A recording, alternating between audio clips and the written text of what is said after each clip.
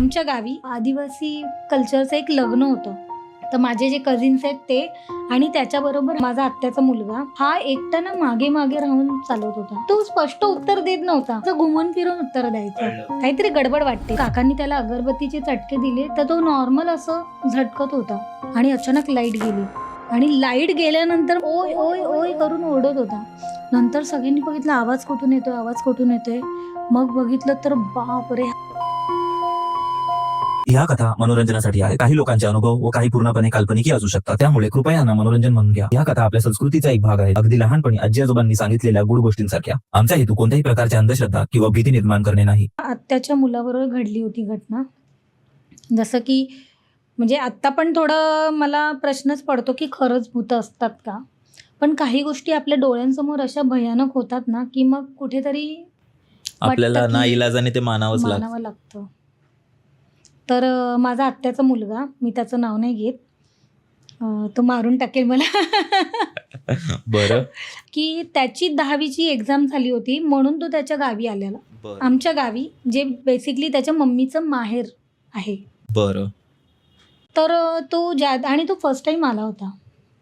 एकदम छोटा असताना त्याच्या मम्मीने आणलं होतं. तो जवळपास काहीतरी 6 महिन्याचा असताना. त्याच्यानंतर हा 10वीची एक्झाम झाल्यावर 1.5 महिना 2 महिने काय करायचं ना सुट्टीमध्ये, म्हणून तो आला. आणि आमच्या गावी कसं आहे की वर्षातून एकदा एक पूजा होते गावकीची. पूर्ण गावाची एक सत्यनारायणची पूजा होते.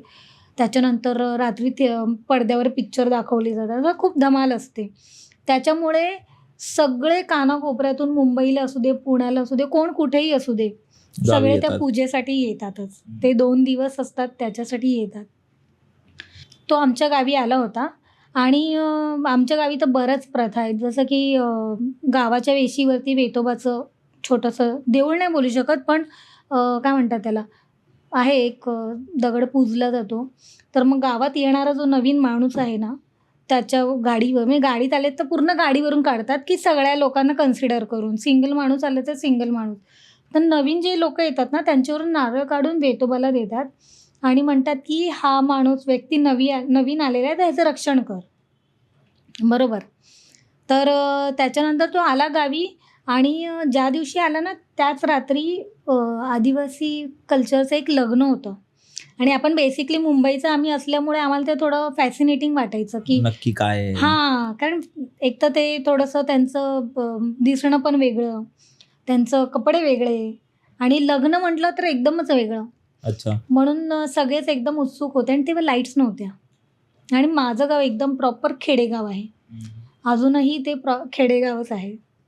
प्रॉपर रस्ता असा नाही आहे, छोटासा एकदम रस्ता आहे. तर आमच्या गावाच्या मध्ये ना एक कॅनल आहे, जिकडे शेताला पाणी जातं ना, कालवा म्हणतो आपण, तसं आहे. तर त्याच्यावरती एक ब्रिज आहे छोटा. तर ब्रिजच्या त्या बाजूला गावदेवीचं मंदिर आहे. आणि ते जे कपल होतं, आदिवासी कपल ज्यांचं लग्न झालेलं, त्यांची वरात त्या गावदेवी मंदिरामध्ये पाया पडायला आली होती. बरं. मग सगळी ही मुलं आहेत. बेसिकली आमच्याकडे मुलींना जास्त रेस्ट्रिक्शन्स आहेत, सगळीकडेच असतील, की बाहेर जाऊ नका, रात्री जाऊ नका, इव्हनिंगला जाऊ नका. तर माझे जे कझिन्स आहेत ते आणि त्याच्याबरोबर हे सगळेजण मिळून तिकडे ते वरात बघायला गेले. आणि सगळे वरात बघत होते वगैरे. वरात बघून आल्यानंतर हा एकटा ना मागे मागे राहून चालवत होता. सगळेजण ग्रुपमध्ये चालायचे कारण सगळ्यांना इन्स्ट्रक्शन दिले होते, एकत्र जा, एकत्र या. आणि हा एकटाच मागे मागे थांबायचा आणि बडबड करायचा स्वतःशीच. मग येता येताच माझ्या कझिन्सला कळलं होतं काहीतरी समथिंग इज रॉंग विथ हिम, काहीतरी गडबड वाटते. म्हणून मग तो सगळ्यांना बोलला, अरे हा मग ह्याच्याकडे बघा, हा ना काहीतरी मला वेगळा वाटतोय. आणि मध्येच थांबायचा, स्वतःशीच बडबडायचा. आणि ह्या लोकांनी आवाज दिला की थोडासा यायचा पुढे, असं असं असं चालत वेगळाच वॉक करत आणि पुन्हा तसंच. मग घरी आल्यानंतर माझे काका आहेत ना, त्यांना ह्या लोकांनी सांगितलं की आम्ही असं वरात बघायला गेलो होतो, पण मग येताना आम्हाला असं वाटतंय की ह्याच्यासोबत काहीतरी घडलंय, विचित्र वागतोय. हा विचित्र वागतोय. मग माझे काकांनी पहिला तर ते गंगाजल वगैरे आपल्याकडे असायचंच गावी, तर शिंपडून गोमूत्र वगैरे. तर त्याच्यावर शिंपडलं तर खूप भडकला तो, खूप भडकला. मग त्याच्यानंतर त्याला त्याच्याशी कम्युनिकेट करायचा प्रयत्न करत होते. नॉर्मली असा कॉन्सेप्ट असतो की जेव्हा एखादी एंटिटीने पछाडलेलं असतं, तर आपण कम्युनिकेट केलं तर ते आपल्याशी कम्युनिकेट करायचा प्रयत्न पण म्हणजे ते लोकंसुद्धा कम्युनिकेट करतात, आपल्याशी संवाद बोलतात. साधतात हो, आपल्याशी. संवाद साधतात. मग माझे काका बोलले, "कोण आहेस तू? तू कोण आहेस?" "हां, तुम्हाला माहीत नाही का मामा?" तो त्यांना मामा बोलायचा. "तुम्हाला माहीत नाही का मामा मी कोण आहे?" असं बोलायचं. तर तो स्पष्ट उत्तर देत नव्हता. एकदम असं घुमून फिरून उत्तर द्यायचा. कळलं. मग माझ्या काकांना थोडा डाऊट आला आणि ते साईबाबाचे खूप मोठे भक्त आहेत. कडा वगैरे मग बरंच. मग त्यांनी ना अगरबत्ती पेटवली बरं. आणि त्याला चटके देत होते. तर त्याला फीलच होत नव्हतं माहिती आहे. नॉर्मल एकदम. एकदम नॉर्मल होता.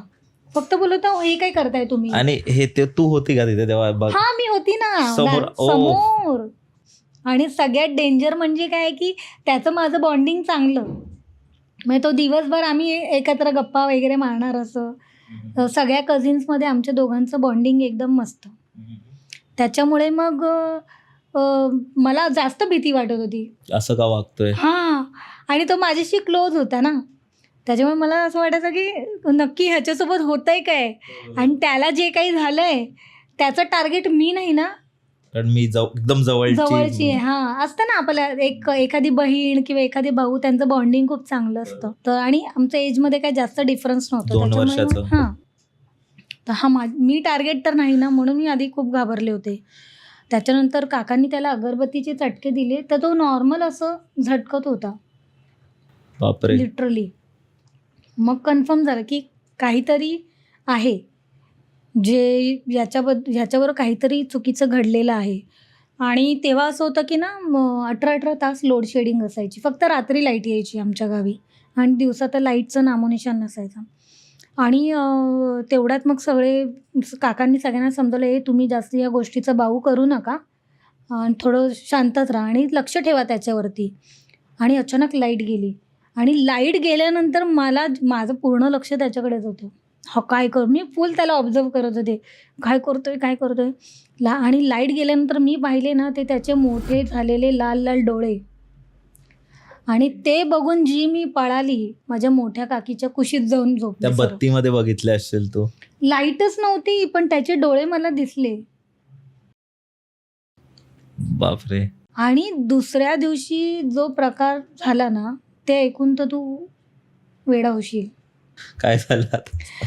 दुसऱ्या दिवशी असं झालं की आमच्या गावी नदी बरीच दूर आहे. म्हणजे हार्डली मला वाटतं चालत 30 मिनिटं लागतात. हां. सो आम्ही काही रोज जात नाही तिकडे नदीवरती. तर जर आम्ही का 10-12 दिवसाचं गावी राहतोय तर हार्डली 2 दिवस जातो.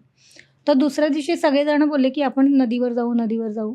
आणि हा पण लागला मागे, मी पण येतो म्हणून. तर सगळे बोलले की नको म्हणून तुम्ही ह्याला इथेच थांबवा, आम्ही जातो. कारण कसं आहे दुसऱ्यांचं मूल, त्याचा मुलगा, बरोबर. पाहुणे आपल्या हां, इथे. पाहुणा, त्याचे पेरेंट्स नाही इकडे, नदीवर गेला. कारण कसं आहे की एखाद्या एंटिटीने पछाडलं की ती फक्त एक चान्स बघत असते की आपण ह्या व्यक्तीला कसं घेऊन जाऊ शकतो. नदी बोलला तर खूप इझिएस्ट वे ना, वाहून घेऊन गेलं आपल्याला काय कळणार आहे, बरोबर की नाही. तर मग सगळेजण बोलले की नाही ह्याला इथेच ठेवा, आम्ही जातो म्हणून. तर त्याला तिथेच थांबवलं. बाकीचे माझ्या काकी वगैरे होत्या आणि काका पण होते. तर ते बोलले तुम्ही जा, आम्ही ह्याच्यावर लक्ष ठेवतो. आणि गावी तेव्हा कसं फोन वगैरे नव्हते. हां, बरेच जुनी, मला वाटतं 1998-99ची घटना आहे. जवळजवळ 27-28 वर्षापूर्वी. हो. आणि तेव्हा असं होतं की फोन नव्हते. दुसऱ्या गावामध्ये एक लँडलाईन होता आणि तेव्हा फक्त तार हे ऑप्शन होतं, तार पाठवायची. मग आम्ही गेलो नदीवरती, थोडे कपडे वगैरे धुतले. मग नंतर सगळे अंघोळ करत होते आणि जवळपास 2-3 तासानंतर आम्हाला दुरून एक आवाज आला, ओरडतोय, "ओय, ओय, ओय." आणि तो कोणालाच हाक नव्हता मारत. आता मी तुला हाक मारते, बरोबर, तू माझ्या समोर आहे, मला तुला बोलवायचं आहे, तर मी रिकी म्हणून आवाज देईल. हो. तू मला श्रद्धा म्हणून आवाज देशील. पण तो पर्टिक्युलर कोणाचं नाव घेतच नव्हता. कळलं? फक्त तो ओय, ओय, ओय करून ओरडत होता. नंतर सगळ्यांनी बघितलं आवाज कुठून येतोय. मग बघितलं तर बापरे, हा समोरून दिसला आम्हाला येताना. आणि त्याचा जो वॉक होता ना तो एवढा भयानक होता ना. एक पाय पोलिओ झालेला व्यक्ती कसा असतो तसा लंगडत चालत होता. लंगडत चालत होता. पण ॲक्च्युली त्याला काहीच प्रॉब्लेम नव्हता रिअलमध्ये. तो नॉर्मल होता. आम्ही बोललो हा आला कसा इथे. आणि तो आल्यानंतर माझे जो मोठा कझिन मी बोलले तो पटकन बाहेर गेला. मग त्या पकडलं की कुठे चालला तू. बस इथेच बस, आपण इथेच बसू, त्यांना जाऊ दे पाण्यामध्ये. त्याला पाण्यात उतरू नाही दिलं. आणि 10 मिनिटानंतर माझे काका आणि शेजारचे एक मामा आले सायकलवर. मग त्यांनी सांगितलं अरे हा काय माणूस आहे का. ह्याला बोललो 2 मिनटं फक्त थांब. आणि हा जो पळस सुटला तो थेट इकडे आला. तू इमॅजिन कर, तो मुलगा पहिल्यांदा आला आमच्या गावी. ठीक आहे. आणि हे दोघे सायकलवरून येत आहेत आणि हा त्यांच्या 10-15 मिनटं आधी चालत पोहोचलाय. 30 मिनिटाचं अंतर अंतर आहे.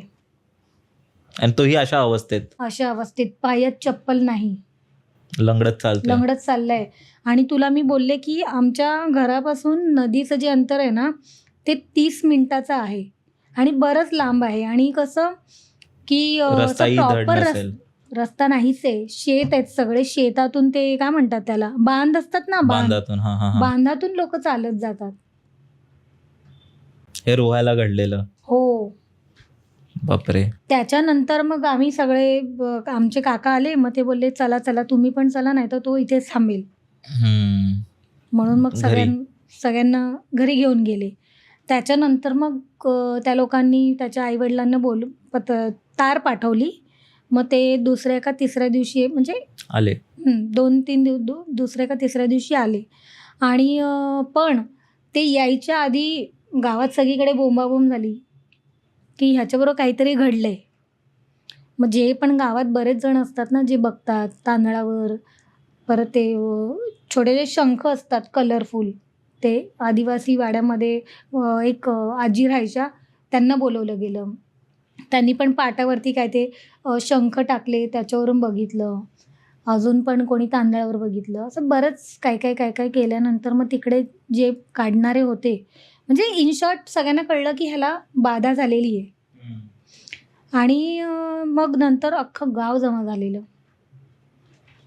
त्याची ती बाधा काढायच्या त्या प्रोसेसमध्ये. तुला सांगते रिकी, त्याला एवढं मारलं असेल ना, झाडू, कोल्हापुरी चप्पल, वेताची काठी. बापरे. खूप भयानक ते काढण्यासाठी. त्याच्यानंतर त्याच्यात ते अंगावरून काढलं. पण नंतर त्याचे आईवडील आले दुसऱ्या दिवशी आणि त्याला घेऊन गेले. पण त्यानंतर त्याचे 2-3 वर्ष त्याच्यासाठी एवढे डिफिकल्ट गेले ना, म्हणजे तो खूप डिप्रेशनमध्ये होता. आणि त्याच्याबरोबर खूप भयानक अशा गोष्टी घडल्या. नकारात्मक म्हणजे तो जवळपास तुला सांगते की घराच्या बाहेरच असायचा. तो घरातच नव्हता असं म्हणू शकतोस. बापरे. आणि मग त्याच्यानंतर कसं झालं? त्याच्यानंतर ते तिकडे तर उतरवलं. मग ह्या लोकांनी इकडे मुंबईला आणल्यानंतर सुद्धा दर्गामध्ये वगैरे, तुला माहित असेल ना, मला वाटतं डॉकिया रोडला काहीतरी, ते माहीम दर्गा वगैरे पण आहे. नाही, डॉकियार्ड रोडला काहीतरी आहे. अच्छा, माहिती नाही. मी पण कधी गेली नाहीये, पण बराच फेमस आहे तो दर्गा. बरोबर. तर तिकडे त्याला घेऊन गेले. मग ते काय तावीज वगैरे दिली, अजून काय प्रोसेस असेल त्यांचे रिच्युअल्स त्या हिशोबाने केलं. मग नंतर त्याने ओव्हरकम केलं. कारण असं पण म्हणतात की एकदा का तुम्हाला बाहेरची बाधा झाली, मग ते कोणीही असू दे, नॉर्मल प्रेतात्मा असू दे, लहान मुलाची असू दे, जीन असू दे किंवा काय असू दे, तर असं म्हणतात की एक डोअर ओपन होतो. जसं आपण स्ट्रेंजर थिंगमध्ये बघितलं आहे ना, तो डोअर ओपन होतो. तर तिथून वेगवेगळ्या लोकांसाठी एंट्रीज ओपन होतात, म्हणजे एक सोबत अजून ते अट्रॅक्ट होत जातात. आणि तो व्यक्ती एक झाड बनून जातो. म्हणजे त्या व्यक्तीकडे बाकीच्या गोष्टी लगेच अट्रॅक्ट होतात. म्हणजे इझिली अशी अचिवेबल टार्गेट असतो त्यासाठी. कुठलीही एंटिटी त्याला लगेच झपाटू शकते. तर त्याच्यानंतर बराच वर्ष तो आलाच नाही रे गावी. कारण म्हणजे मला तर वाटतं खूप त्याचं 4-5 वर्ष खूप खराब गेले ते. आणि असं म्हणतात असं काही जेव्हा गोष्टी होतात ना ते आपल्याला दिसत नाही पण होत असतात. जसं फायनान्शियल क्रायसिस होतात, तुझी हेल्थ खराब होते, फिजिकल मेंटल हेल्थ दोन्ही खराब होते, काही ना काहीतरी तुझे प्रॉब्लेम रिलेशनशिप्स खराब होतात. आणि आत्ता काही वर्षांपूर्वी तो यायला लागला गावी. मग तेव्हा आम्ही त्याला विचारलं तर आधी तर तो तयारच नव्हता बोलायला. मग मी एकटी असताना मी विचारलं, सांग ना काय झालेलं, सांग तरी ना काय अनुभव होता तो. मग त्याने सांगितलं की ज्या एंटिटीने त्याला पछाडलेलं त्या मुलाने त्या कालव्यामध्ये सुसाईड केलं होतं. आणि तो यंग मुलगा होता, म्हणजे मला वाटतं शाळेतला वगैरे असेल. आणि त्याने सुसाईड केल्यानंतर त्याची आई, वडील आणि भाऊ ह्या लोकांनी घरामध्ये जाळून आत्महत्या केली होती. पूर्ण परिवार तिथे पूर्ण नष्ट झाला परिवारच होता. नष्ट झालेला. आणि तो म्हणत होता की जेव्हा मी बोलले की गावातले ते एक जागा आहे तिकडे सगळे जमा होतात आणि तिकडे मग त्याचं उतरवलं गेलं त्याच्यावरचं जे मारून काही झोडून मारून झोडून. तर तेव्हा कळलं की त्या एंटिटीने पछाडलेलं ना ते गावातलीच होती. तर तो ज्या पछाडलेल्या ना एंटिटीने त्याचं नाव होतं फणसा. अच्छा. हो, गावी अशीच नावं असतात ना, हा. पक्या, फणसा, संता असं काय काय. तर त्याचं नाव होतं फणसा.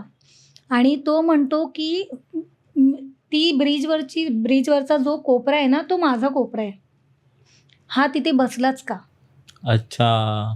मला खूप राग आला याचा, मग मी ह्याला कसं सोडू. मी सुद्धा वरात बघायला गेलो होतो आणि हा माझ्या आडवा आला. म्हणून त्याने त्याला पछाडलं. त्याच्यानंतर जेव्हा मी माझ्या आत्याच्या मुलाला विचारलं, ज्याला पछाडलेलं काही वर्षानंतर, की काय झालेलं एक्झॅक्टली, तर तो बोलतो की त्याने पूर्ण ह्याचा कंट्रोल घेतला होता, ह्याचं तोंड बंद केलं, असं दाबून धरलं आणि तो असं विचारायचा, ही कोण आहे सांग. मग हा सांगायचा, ही पिंकी आहे. हा कोण आहे सांग. हा मामा आहे माझा, मामा. आणि हा माझा आत्याचा मुलगा आहे ना, तो सगळ्यांना रिस्पेक्टने बोलायचं, म्हणजे ओ मामा, ओ आत्या. पण जेव्हा तो एंटिटी त्याच्यात होती तर ए मामा, ए आत्या असं. आणि म्हणून जेव्हा मामाने त्याला प्रश्न विचारला तेव्हा तो उलट उत्तर देत होता. उत्तर देत होता. बापरे. इनडायरेक्टली. मग हा सांगत होता की त्याने पूर्ण थांबवलं मला. त्याने ती जागा पण दाखवली की कुठेपर्यंत तो त्यांचा पाठलाग केला. फक्त आधी पाठलाग केला, आधी त्याने त्याला काहीच केलं नाही. की तो म्हटला की कालव्यापासून तो आला माझ्याबरोबर आणि त्या तिकडे आमचं जुनी एक पडीक जागा आहे, ती असं म्हणतात की ती चांगली नाही आहे, आमच्याच आजोबांची आहे. तो म्हणतो की त्या जागेच्या इकडे त्याने मला पकडलं आणि माझं तोंड दाबून मग मला विचारलं की तू सांग मला, हा कोण आहे, तो कोण आहे, तो कोण आहे, तो कोण आहे, असं. म्हणून मग ते पटकन कळत पण नव्हतं की नक्की हा पॉझेस झाला आहे की हा नाटकं करतोय. बापरे. अजून काय बोलला मग तो तेव्हा? काही नाही, नंतर तेवढंच बोलला आणि त्याने विषय बदलला. घाबरला असेल तर मग ते ट्रॉमा असं त्याच्या राहिला असेल. पण मग तो ह्या गोष्टीनंतर स्पिरिच्युअलिटीकडे खूप गेला, देवाधर्माचं खूप. म्हणजे तो वर्षातून बऱ्याचदा महाकाल मंदिरात जात असतो, सगळीकडे जातो, केदारनाथ, पुन्हा अजून काय आहे, काशी विश्वनाथ. हा, हे सगळं खूप करतो तो, खूप फिरत असतो. त्याचा जॉब पण असाच आहे. तो कुठल्या तरी टेलिव्हिजन साठीच काहीतरी बॅकएंडला काम करतो. मला एक्झॅक्टली माहित नाही, पण त्याचं असंच काम आहे. म्हणजे लाईव्ह जे मॅचेस बघतो ना आपण, त्याचं टेक्निकल हेड आहे तो. अच्छा. तर मग त्याचं चांगलं. आता कसे आहेत ते? आता मस्त, आता व्यवस्थित आहे. आता त्याला मुलगी पण झाली आहे. पण हा मी माझ्या डोळ्यांसमोर घडलेला प्रकार आहे, तुला सांगितला. म्हणजे जे जे घडलं ते मी म्हणजे मी पाहिलेलं तुला सांगितलं. त्याच्यामुळे जेव्हा मी म्हणते की मी विश्वास नाही ठेवत, पण मग मला प्रश्न पडतो की मग हे काय झालं होतं जे मी बघितलं होतं. बरोबर. पूर्ण पॉडकास्ट बघण्यासाठी बायोमधल्या लिंकवर क्लिक करा किंवा यूट्यूबवर बंकस पॉडकास्ट सर्च करा.